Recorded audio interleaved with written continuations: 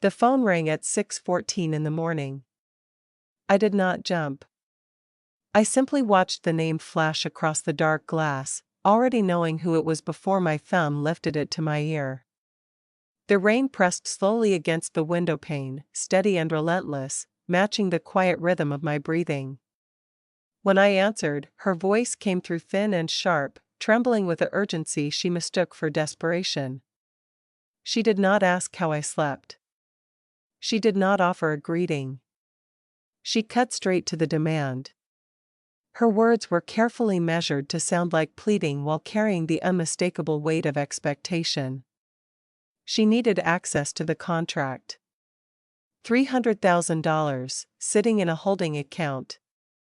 Ready to be signed over next week. She called it a family emergency. I called it extraction. The distinction felt important, even in that quiet kitchen with the coffee cooling untouched beside me. She painted a picture of crisis, weaving his debts into a narrative of survival, framing my silence as abandonment and my caution as cruelty. She said we do not leave our own behind. She used that exact phrase every time she needed me to cover a gap she had never bothered to close. I listened without interrupting. I had learned early that silence was the only currency they respected. My thumb traced the edge of the tablet resting on the counter, the contract glowing softly on the screen. I did not flinch when she mentioned the numbers. I did not rise to defend myself. I simply let the words hang in the space between us, heavy with everything she expected me to give and everything I had already decided to keep. She called it sacrifice. I called it survival. The difference had taken me years to recognize, but by now it lived in my bones. I knew what was coming. I had seen the pattern repeat itself across a decade of quiet takeaways, each one dressed up as necessity, each one leaving me slightly lighter, slightly further from the center of their world. This time, however, the rhythm had shifted. I was not the same person who had handed over keys, signatures, and trust without asking what would happen when they ran out. I had spent months preparing for this exact moment, not with anger, but with quiet precision. The paperwork was already filed. The accounts were already insulated. The boundaries were already drawn in ink that would not wash away when they tried to erase them. I let her speak until she ran out of steam, until her voice dropped to a whisper. I ended the call before she could corner me into a decision I had already made. The line went dead.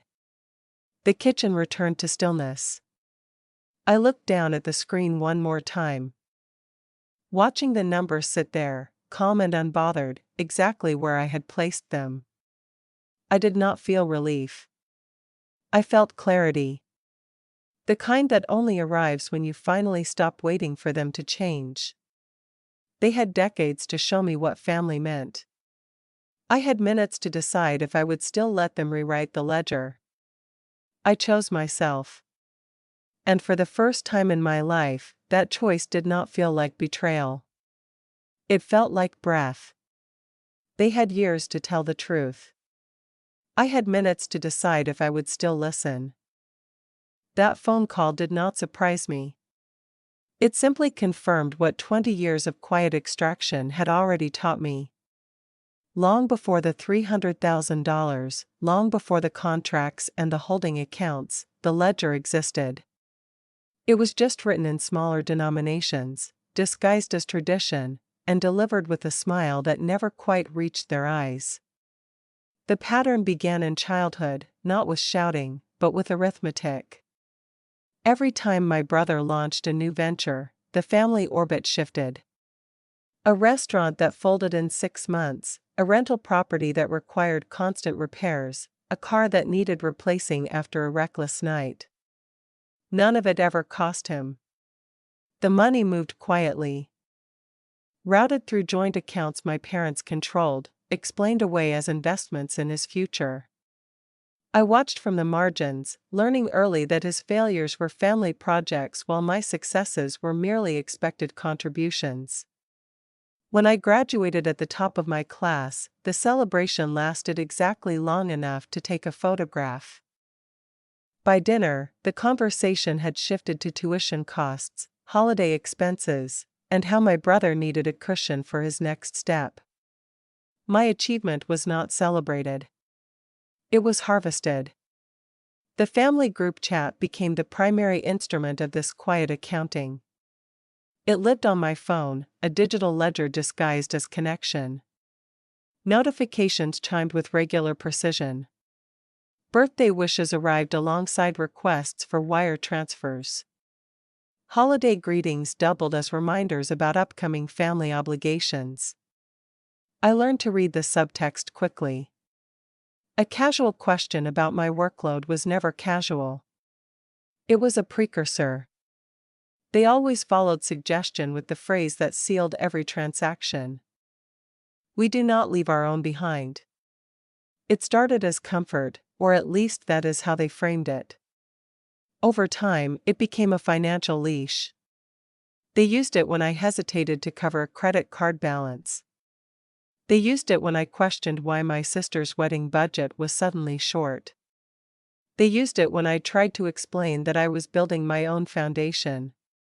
Each time, the phrase carried the same weight. Conditional love, monetized and itemized, delivered with a quiet certainty that left no room for negotiation. I stopped arguing years ago. Arguments require belief that the other person listens. I had learned they only heard what confirmed their expectations. So I paid. I transferred. I smiled through the depletion, telling myself that family required sacrifice, that love was measured in what you gave away. But giving requires generosity. What they asked for was rent. And I was paying it for a house that no longer had a door with my name on it. The extraction never felt violent. It felt administrative. A debit here, a withdrawal there, balanced out by guilt and wrapped in the language of togetherness. I learned to track the numbers myself, keeping a private spreadsheet where the real story lived. Every transfer logged. Every expense categorized. Every moment I chose silence over confrontation recorded. It was not paranoia. It was preservation. I was mapping the architecture of their taking so I would recognize the blueprint when it scaled up. They believed generosity was a trait I was born with. They never considered it was a survival mechanism I had been forced to build, brick by careful brick, over 2 decades of quiet compromise. By the time the contract landed on my desk, the pattern was no longer a series of isolated events. It was a complete system. One that ran smoothly because I had never refused it. But refusal does not require noise. It only requires a closed door. And I had been building that door, very slowly, nail by careful nail, long before they ever asked me to open it. The $300,000 number was not the shock. The tone was familiar, entitled, unshockable. She laid out the details with the practiced ease of someone who had rehearsed this conversation in her head a dozen times. The debt had accumulated quietly, buried under missed payments, refinanced cards, and promises that never materialized. My brother did not answer his phone. He had gone silent, retreating into the same pattern of avoidance that had saved him from every consequence since he was 18. She did not mention his absence as a concern. She mentioned it as a logistical detail. He is dealing with the fallout, she said, as if emotional collapse were a minor scheduling conflict. I am handling the rest. The contract was no longer an option in her narrative. It was an expectation. She framed the demand as a moral test, wrapping financial extraction in the language of duty. Families share burdens, she told me. When one branch falters, the others lean in. You have built something stable. Now is when that stability matters. She used the word pipeline. The family pipeline, she called it. A phrase that made a $300,000 contract sound like a communal resource, something we all contributed to and something we all had the right to draw from. I listened without interrupting. My pulse remained steady. The rain outside had softened to a dull murmur, matching the quiet rhythm of my own breathing. I watched the reflection of the window pane blur against the glow of my laptop. She did not ask for my help. She announced my compliance. There was no negotiation in her voice, only the quiet certainty of someone who believed my boundaries were temporary obstacles. I had spent years mistaking that certainty for love. I finally recognized it for what it was. Entitlement dressed in the costume of loyalty. The realization did not arrive as a storm. It arrived as a slow settling, like dust finding its place on a still shelf. I understood, with perfect clarity, that this was not a request for rescue. It was a collection. She had never viewed my success as something I earned. She viewed it as a harvest she had already claimed. The guilt she expected me to feel was not born of my empathy. It was engineered by her framing. She knew how to position herself as the victim of circumstance while keeping her hand firmly on my wallet. I thought about the years of quiet transfers, the holidays spent swallowing complaints, the group chat notifications that doubled as invoices. I had been trained to equate silence with peace. I had learned to mistake compliance for care. But care does not demand. Care asks. Care respects the answer. This was not care. This was inventory management. I let her finish speaking. I did not offer excuses. I did not raise my voice. I simply let the space between us stretch until her own certainty began to fray. "You have a good head for this," she said, mistaking my silence for hesitation. "Do not overthink it." "I already have," I replied. My voice was level, devoid of the panic she had been counting on. She shifted in her seat, though I could not see her. She was not used to a ledger she could not balance. I had spent months preparing for this exact conversation, not to win an argument, but to end a cycle. The paperwork was complete. The accounts were insulated. The boundaries were drawn in permanent ink. I was not angry. I was completely clear. And clarity does not negotiate with entitlement. It simply closes the heavy door.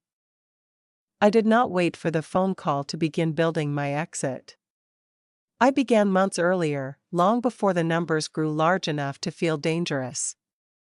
Preparation is rarely dramatic. It is quiet, repetitive, and entirely unromantic. It looks like late nights at a kitchen table, not with wine, but with spreadsheets. It looks like phone calls to financial advisors who specialize in asset protection. It looks like signing documents that feel heavier than they should. My parents operated in noise. Their panic was loud, performative, designed to overwhelm reason. I operated in silence. My panic looked like paperwork. While they spent energy manufacturing crises, I spent mine constructing walls. I opened a separate business entity, legally distinct from my personal accounts. I moved the contract into a holding structure with clear ownership clauses. I consulted an attorney who specialized in family financial disputes. I read every paragraph. I highlighted every contingency. I saved the final confirmation email in a folder labeled simply, "Boundaries." The digital safe sat on my desk, encrypted and inaccessible to anyone who had ever asked for my passwords. Inside lived the proof that I was no longer an open ledger. The mental shift was harder than the legal one. For years, I had mistaken obligation for love. I believed that saying no was a betrayal of blood. I unlearned that slowly. I replaced family duty with self-preservation. It did not happen in a single night.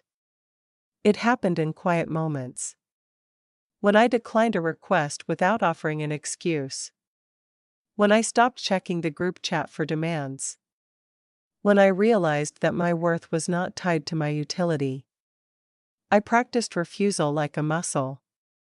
At first, it trembled. Then it strengthened. I stopped explaining myself. I stopped defending my limits. I simply drew the line and waited to see who respected it. The process was methodical, not magical.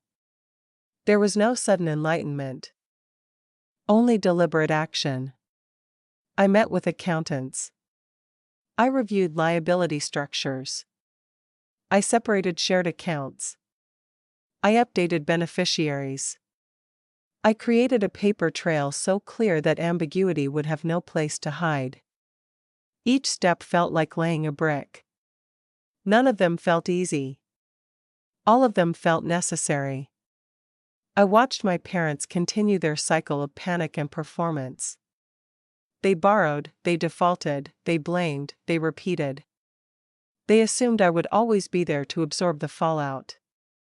They did not notice the quiet architecture I was building beneath the floorboards. They did not see the signed clauses that now governed my resources. They did not read the attorney emails that outlined my legal protections. They only saw the surface. They only saw what they expected to see. That was their blind spot. And it became my advantage. I stopped trying to make them understand. Understanding was never the goal. Protection was. I organized my life around clarity instead of compromise. I replaced guilt with structure. I chose preparation over reaction. The demand arrived. I was ready. They did not wait for permission to return home. The notification arrived on a Tuesday evening, a calendar invite titled simply, "Family Meeting." No location. No agenda. Just the assumption that I would comply. I accepted. Not out of submission, but out of necessity. Some doors must be opened before they can be locked forever. When I walked into the dining room, the air felt heavier than usual, thick with unspoken expectations. My mother sat at the head of the table, posture rigid, hands folded neatly over a folder she had placed directly in the center. My brother arrived 10 minutes late, stepping inside with his shoulders hunched and his eyes fixed on the floor. He looked exhausted. Stripped of the usual deflection that had shielded him for so long. He took the chair next to her, silent and compliant, as if already bracing for the consequences he had spent years avoiding. I sat across from them, keeping my hands resting lightly on the table. The old instinct to flee whispered in the back of my mind. It told me to yield, to smooth things over, to preserve the fragile illusion of harmony. I recognized the voice immediately. It was the same fear that had kept me funding gaps and swallowing complaints for 2 decades. I acknowledged it, then set it aside. I watched my mother tap the folder against the wood. She did not raise her voice. She rarely needed to. She simply laid out the reality of the situation, stripping away the euphemisms, leaving only the blunt truth. The money was gone. The deadlines had passed. And they expected me to absorb the remainder. I felt the weight of the choice settling over me. I could give in. I could sign the transfer, watch the tension dissolve, and return to the familiar cycle of quiet depletion. Or I could hold the line, risk the rupture, and finally step into the life I had spent months securing. The room felt still, suspended in the space between decision and action. I thought about the signed clauses waiting in my encrypted drive. I thought about the attorney confirmation saved in my files. I thought about the boundary I had drawn in permanent ink. They were waiting for a reaction. They expected panic, or guilt, or the old familiar compliance. I gave them none of it. Instead, I reached into my bag and pulled out a single folder of my own. I placed it gently on the table, directly opposite hers. My fingers did not tremble. My breathing remained even. I had spent years learning how to survive their noise. I was ready to speak in silence. The time had finally come. I opened my folder and placed 3 documents on the table. I did not slam them down. I did not raise my voice. I simply arranged them so both of them could see the signatures, the account numbers, and the legal boundaries now governing every dollar I had earned. My mother's eyes tracked each page. Her breathing shifted, growing slightly quicker, as the reality of what she was looking at began to replace the script she had prepared. I spoke quietly, matching the steady rhythm of my own pulse. I built this from the ground up. I protected it with clauses and separate accounts. I made sure it could not be drained by panic or entitlement. You do not get access. The sentence hung in the room. Clear. I watched her posture fracture. The composed mask she wore for every gathering, every holiday, every casual extraction, slipped. Her face flushed. Her hands tightened around the edge of the table. The guilt she had weaponized for years suddenly reversed, curdling into shock, then sharpening into quiet anger. She tried to reframe it, to call my caution selfish, to paint my boundaries as abandonment. But the foundation of her argument had already been removed. She could not guilt me into handing over what no longer legally belonged to her. Beside her, my brother remained still. He did not look at her. He did not look at me. He stared at the documents as if they were written in a language he had never bothered to learn. His silence was louder than any defense he could have mustered. It admitted everything. It acknowledged the years of borrowed money, the defaulted promises, the comfortable distance he maintained while I absorbed the fallout. I did not gloat. I did not list every transaction or recount every sacrifice. Precision required no volume. I simply laid out the truth and let it sit between us. The emotional release did not arrive as a storm. It arrived as a quiet exhale, the kind that only comes when you finally stop carrying a weight that was never yours to hold. I looked at my mother and waited. She had spent her life expecting compliance. She would have to learn how to sit with refusal. I had already done the hardest part. I had chosen myself. And for the first time, I was not looking for permission to do it. Leaving felt less like defeat and more like exhaling. I mistook obligation for belonging. I thought love required surrender. Real connection never demands destruction. Family is not a ledger. It is a choice. I kept my accounts separate. I kept my distance clean. The silence that followed was not empty. It carried the weight of peace, the kind that settles when you stop fighting for a seat at a table that was never yours. I did not look back. I simply closed the door and let the quiet carry me forward. There is profound freedom in refusing to be drained by people who mistake generosity for weakness. You do not owe anyone access to your stability. You do not owe them your survival. What's one boundary you've been afraid to set, but know is the only way to finally breathe? Write it down. Keep it close. The rest will follow.